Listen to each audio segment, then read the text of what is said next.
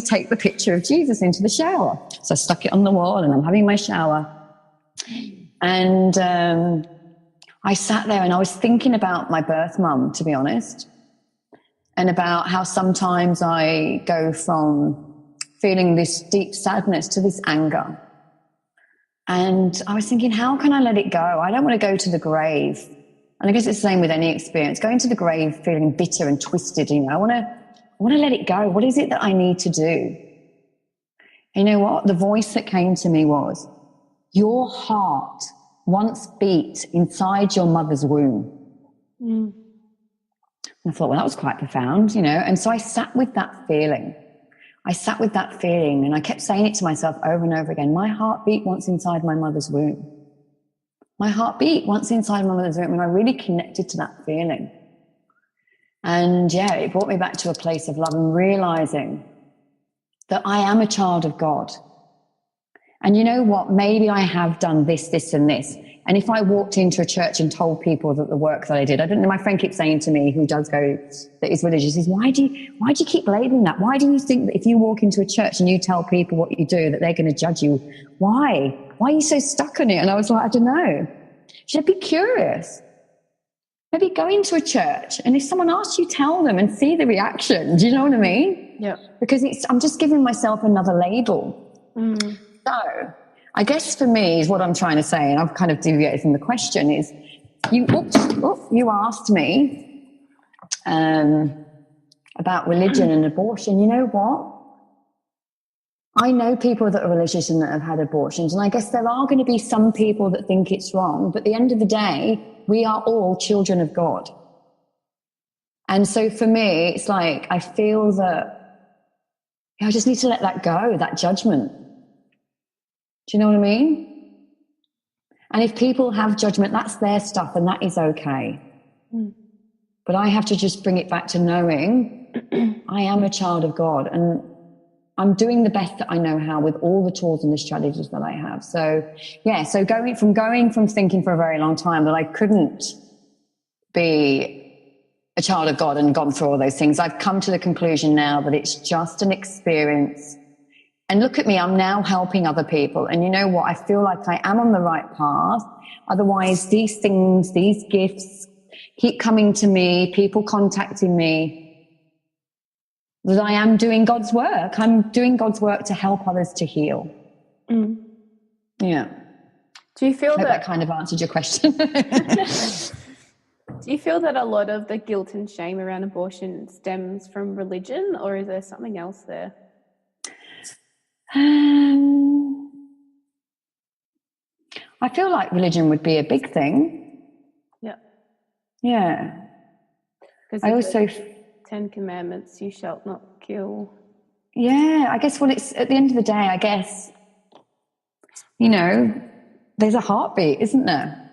So I guess that's the thing, isn't it? It's like, yeah, you feel like you've killed something. Do you know what I mean? A child. So I think that's where a lot of the guilt comes from. Yeah. And yeah, like we spoke about before, about it not being maternal, is another one, isn't it? And that it's wrong and it's selfish. Selfish, yeah. You keep on bringing that up, don't you? Yeah. So what does it's that funny mean? Actually. Yeah, it's funny actually, because I got triggered the other day by someone making a joke that I was selfish, and it brought me back into this weird space of, I remember my mum saying to me once, I don't know how he puts up with you, talking about my partner. And I said, put up with me. And it brought back all these emotions of selfish. And I went from being a bit of a scrambled egg in my head and this intense burning sensation in my heart, like as if the pain was so intense that I realized for me that is another portal. I like to call them not problems, but a portal. That obviously the fact that I had such a huge reaction to that word is that obviously there's still more healing for me to do on that.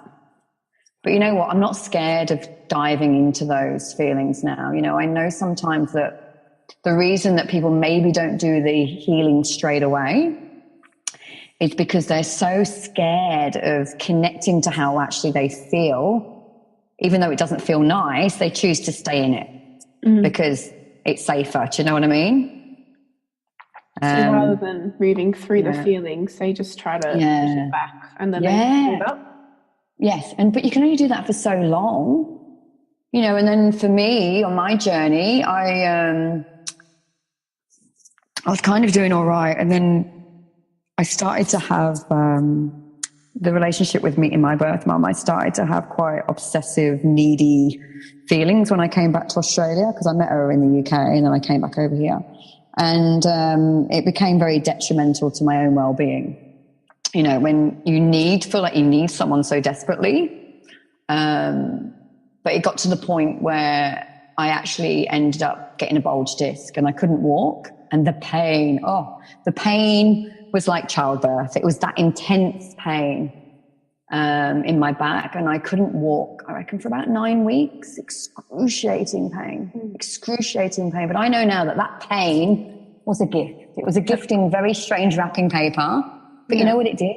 It woke me up. That's what it was trying to do. It was trying to wake me up so I could be the best version of myself that I possibly could be. And you know what? It led me to the path of healing. And now me knowing that I am enough, I am lovable, and I was always looking for love outside of myself. And I feel a bit like Dorothy, you know, like from The Wizard of Oz, you know, there's no place like home. It was always within me, but I had to go through this whole journey to remember the truth of who I am, which is a pure divine being of love.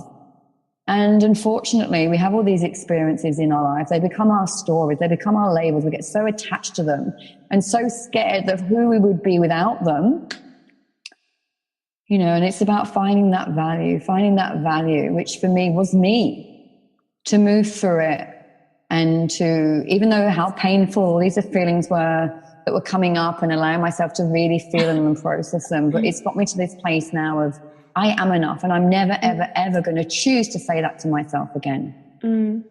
Yeah, that's really powerful, and coming back to yourself as well, because that's your anchor point. If you feel confident and balanced and centered within yourself, you obviously don't need to have or to look outside of yourself for the validations of your self-worth. And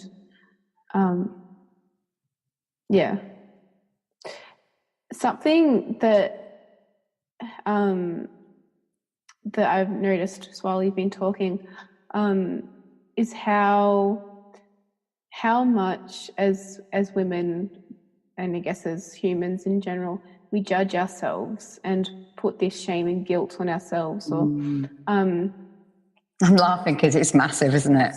I'm an alcoholic. I'm adopted. Yeah. You know what I mean? All those things. Yeah.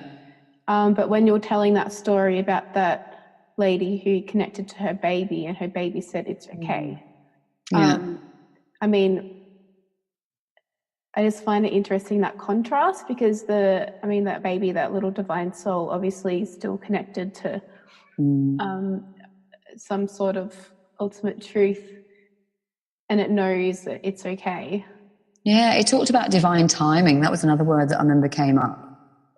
You know, and she'll have learned from that experience. Do you know what I mean? And she was very aware to just come and see me. I thought that was really beautiful. Do you know what I mean? Rather than, you know, when I might have someone that comes to see me, for example, because they have experienced an abortion, but you realize it started, those feelings of I'm not good enough or I'm not worthy enough, started at a very, very young age. And sometimes I do go back as far as conception. You know, I remember a lady coming to see me once, and she really thought that she wasn't good enough. You know, this strong feeling. When did it started in the womb? And then she kind of remembered something that her mum, you know, this feeling that came up. And she said, I keep seeing like I'm going in and out of the light.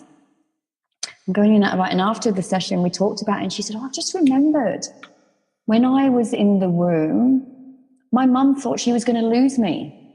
And so maybe there was a lack of connection. Yeah. Do you know what I mean? The mum was so scared to connect to that child. And so it was safer for her own well-being to choose to not to, in case something happened. But for the child, for the baby in the womb, was thinking, well, I'm not good enough. Like, they're obviously searching for that connection. It's like, yeah, it always blows my mind, as I said, that this stuff starts in utero. Do you know what I mean? These feelings that we can already get that we're not good enough or unlovable or...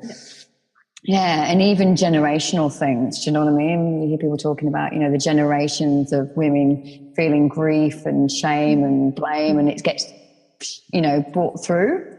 But one of the things I'm choosing to do with my kids is like, you know, I always say to my daughter, if there's one thing that you take away from me, listen to what I'm saying. You must learn to love yourself no matter what.